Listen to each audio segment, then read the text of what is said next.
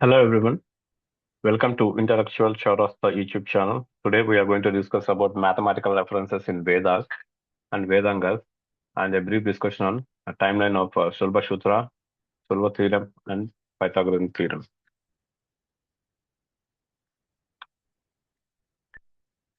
So the first example,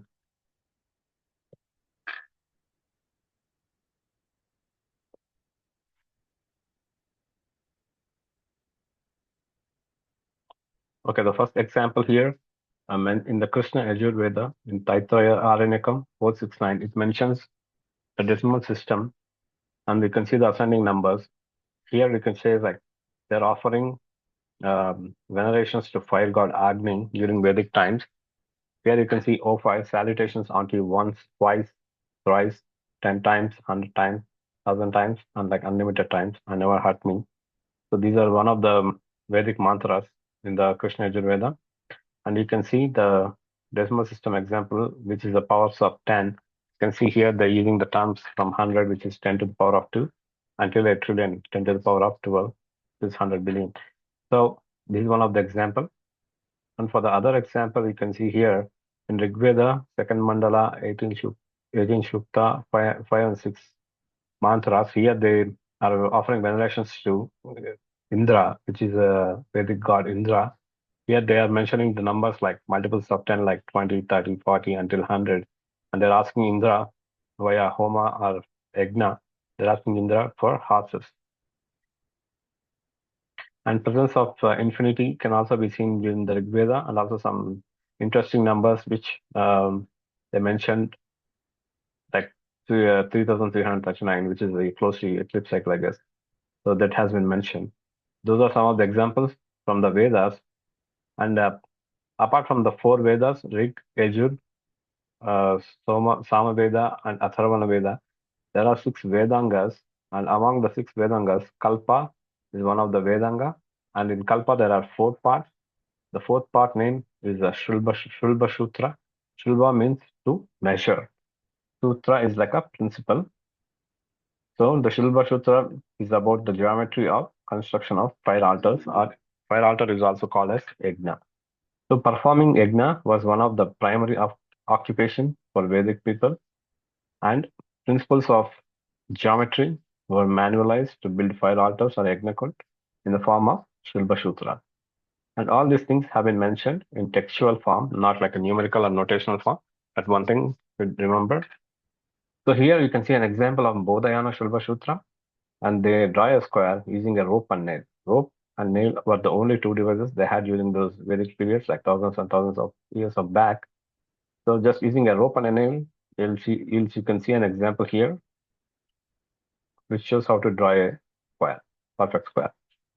So here, first you draw a square by keeping a pin at the center with a certain diameter, and then you take diameter two times more, and then you draw like a two bigger squares. The intersection points will be like north south, because it's east and west.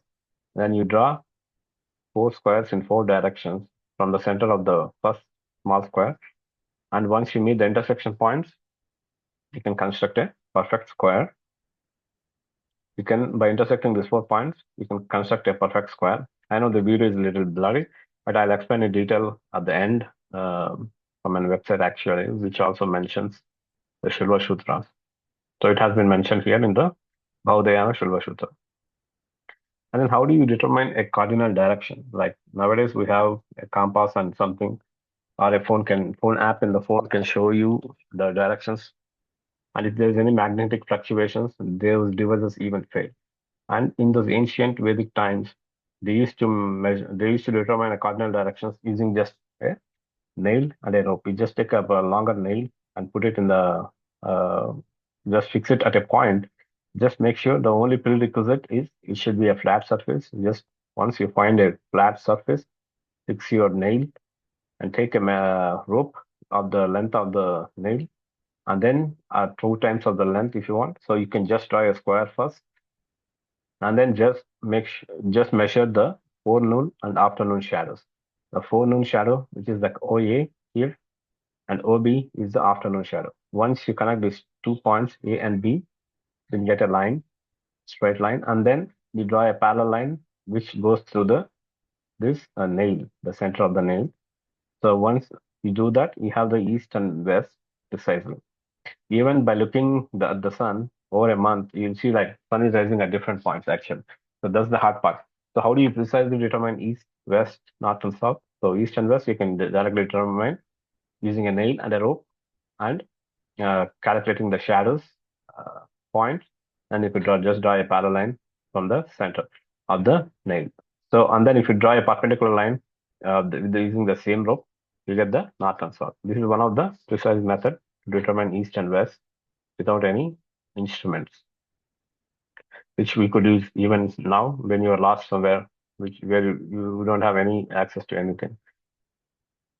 So other important thing, the purpose of Sulva Sutras is to draw geometrical shapes. Here, it is in the Taittiriya Samhita 568. You can see here a chiti. Chiti is also called as fire altar. Sayana is like a bird, like a falcon-shaped chiti, falcon-shaped fire altar. And then here you can see geometrical bricks that has been used in construction of this fire altar. You can see like five geometrically shaped bricks, one like a square, like a different type of triangles and also. So here they use like they build the fire altar in three layers. In the first time when they pile the bricks, they do it under the knee deep. And for the second time, it's like they'll go until the navel deep and until the neck. So you can imagine this falcon-shaped Saina Shiti being like at least 5 feet in length. And then they, for the final time, they pile it. So it will be around like a neck deep. So name of the chiti, its shape, and who has to perform, what is the final result they desire. So for the form of a bird, there are two desires that you can meet. That's the belief system of the ancient rishis. You can get a cattle, or you can like desires of a heaven. You can form like two different type of bird-shaped chittis here. If you use an isosceles triangle with a specific mantra, and you can use some whatever the yagna homa, whatever the uh, what do you call those things that you add to the yagna, those material that you add into the yagna along with the mantra with the isosceles triangle shiti can annihilate the rivals. These are the belief systems of the ancient Vedic rishis, and there are different other chariot wheel, crow shape chittis. So all these things, one thing is clear. These may be like a personal choice you want to believe it or not. And one thing is clear, they know the geometry, the basic geometry to construct a geometrically shaped file altars. Other interesting thing in the Sulva Sutras is like the Sulva theorem, which is equivalent to Pythagorean theorem, in which it shows like the rope corresponding to the diagonal of a rectangle makes whatever is made by the lateral and the vertical sides individually. So it's like if you think like lateral A square, vertical B square, you have a diagonal which is C square. And you can also see in the Baudhayana Shilva Sutra 113, you can see the examples of Pythagorean triplets, A square plus B square is equal to C square, so which has been mentioned here as a Pythagorean triplet. And other modified versions or like redacted versions in the later times have been proposed by Katyayana and Manava, which are their own modified versions of the Silva theorem, which still match with the basic principle like A square plus B square equal to C square. So if you see one thing interesting is like the timeline of Pythagorean theorem. I'm using this source history of mathematics project here, which talks about the timeline of Pythagoras theorem that we will discuss here. Let me stop sharing this PowerPoint and then share the website.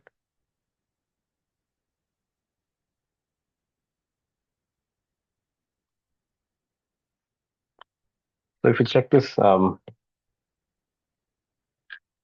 history of mathematics.org, Pythagorean theorem, you can see various artifacts here. These are the Babylonian, like Babylonian is like Iraq currently. So Babylonian mud wall tablet. You can see Egyptian artifacts and a lot of things.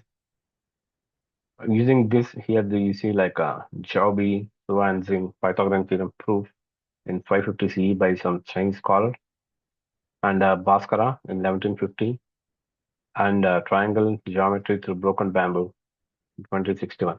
So this is the timeline. So it says during like 4,000 years back, Iraq. Babylonians have you can see the presence of Pythagorean triplets on this mud clay tablets here, and then you can see Egyptians also mentioning the Pythagorean triplets. And if you go down, you can see the timeline for 800 to 500 BCE, Baudayana Silva Sutra, and you can do Apastamba Silva Sutra in 600 BC. So here they did not mention any artifact that was available. They said like artifact was not found.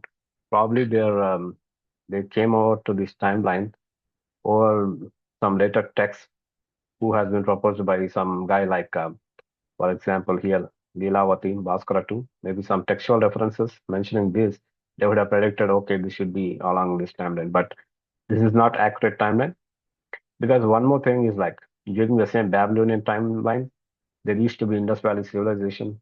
The mature phase of IBC is 2500 BCE. So it's like 4500 years back, 4000 to 4500 to 5000 years back. You have Indus Valley civilization building urban cities. They used to use geometrically configured bricks. The length, breadth, and the height of each bricks used to be properly in a binary system, like 1 is to 2 is to 4, like 4 to 4 is to 2 is to 1, 4 to 2 to 1. So it's like length 4, for example, and then you have like 4 inches, and they have like 2 inch of breadth and 1 inch of height. So they used to use geometrically configured bricks, 4,500 years old, during the mature Harappan phase. Indus Valley civilization, they had like multi-story buildings, properly configured urban cities with proper drainage systems, common bath pools, swimming pools, everything. And if you build any house, those are properly geometrically configured with pretty much straight lines, squares, rectangles. Shape without knowing geometry is literally impossible to do that. And even geometrically configured bricks like 4 to 2 to 1 have been mentioned 4,500 years back itself. And one other question is, are IVC and Vedic civilizations same or not? That there are two ends of the spectrum. One saying both are same. There are certain examples like presence of fire altars and has been provided as like an example that mentioning the IVC people or Vedic people, and some claim IVC script has been dissolved and it's pretty much equivalent to a Proto-Sanskrit, like a symbolic hieroglyphs in Egypt. So, and other part of the spectrum, they say like Indus Valley script is not deciphered yet, so we don't know exactly whether IVC civilization and Vedic civilization are both same. We don't know. So once if the IVC script gets deciphered, we'll pretty much know unequivocally. So what IVC people actually were the Vedic or not. So let's hope like somebody solves IVC script, but it's very hard because we don't have any reference like Rosetta Stone in Egypt, which has same script in two to three different languages. Here we don't find anything like that, so that would be a bit hard.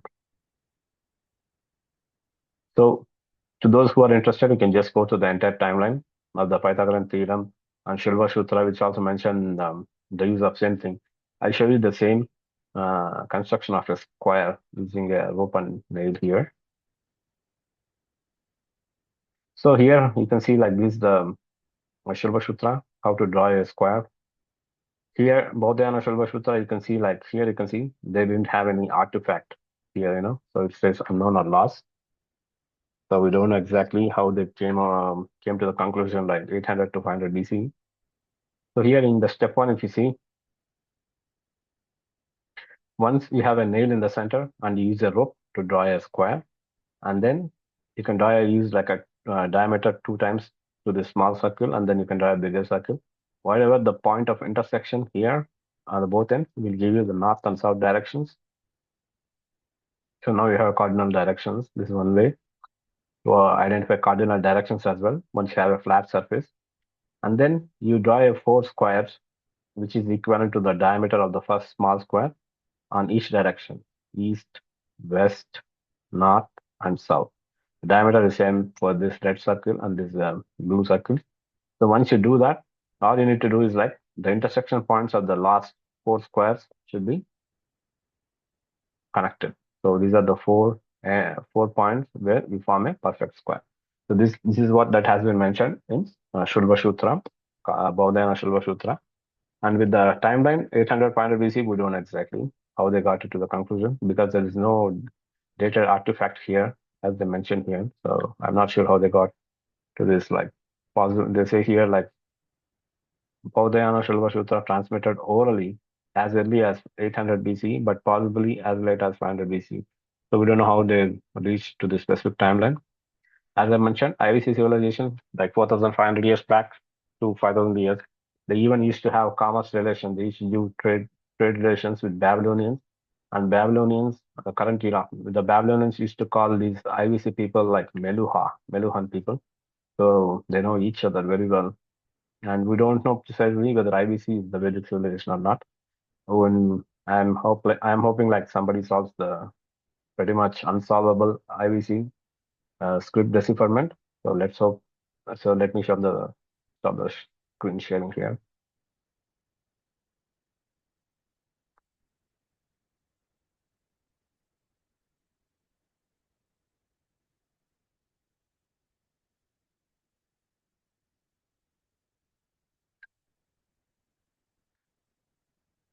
So for the conclusion, in the Vedas, briefly, the Vedic people do know the numbers like one, two, three in the tens and in the hundreds until the trillion. They know how to count. They know the decimal number system pretty much in the form of tens, 10 number decimal system. They know they and you can use them to counting, especially any brick or animal or soma parts, etc., etc. So those are some of the mathematical references in Vedas. So, and then when people came like very advanced mathematics, I don't really think so. But pretty much basic math has been known to Vedic civilization, and many other civilizations do even know this because you can see pyramids constructed, and you can see like a lot of clay tablet-based mathematics explained by Babylonian, Egyptians, and a lot of other people. So in the Vedangas, you can see presence of the Vedanga, which is like six Vedangas. One of the Vedanga is called as Kalpa. In Kalpa, there are four parts. The fourth part is called as Shulva Sutra, principles of measurement or geometrical principles. So you can see using a nail and rope, constructing of a square, rectangle, other various geometrical figures. And they are also used to prepare geometrically configured bricks. And they use the bricks to build hexagons with specific geometrical shapes. And determining cardinal directions just with a rope and a nail and having a flat surface. So you can find out the east, west, north, south. You don't need any advanced instruments for that. And you can precisely determine the cardinal directions. And Sulva theorem, which is equivalent of a Pythagorean theorem, has also been mentioned in Baudhayana Sulva Sutra. So these are some of the mathematical references that you could find in the Vedas and Vedangas. And I also want to mention the entire all these things. I have used a lecture which is also part of some mathematical codes here, and all the sources have been mentioned here in the each slide. You can go through them, and also I'll try to post those two-part lecture notes in the community section. If anybody's interested, you can find those PDFs in the community section of this Intellectual Chowrasta YouTube channel. You can go to the community post and then you can download those mathematical lecture notes and you can go deeper if you want. So thanks everyone. And also don't forget to subscribe to the Intellectual Chowrasta channel. Thanks for your support. Bye.